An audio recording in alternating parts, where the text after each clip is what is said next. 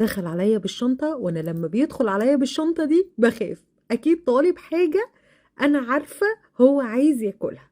لقيته بيقول لي انا عايز صينية ستي زمان، يا ريت تقومي تعمليها لي، الحاجة دي في الشنطة بقالها يومين وانا نسيت اقول لك ان انا جايبها لك.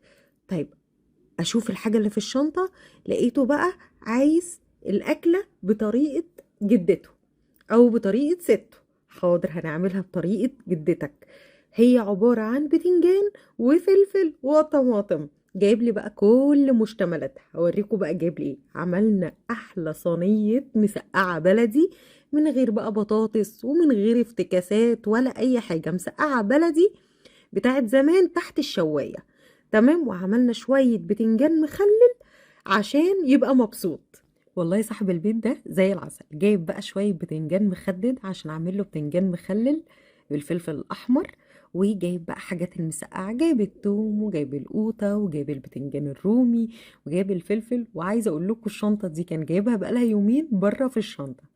فيعني نسي انشغل ونسي يقول لي ان هو جاب لي الحاجة عشان اعمل له صينية مسقعة بلدي.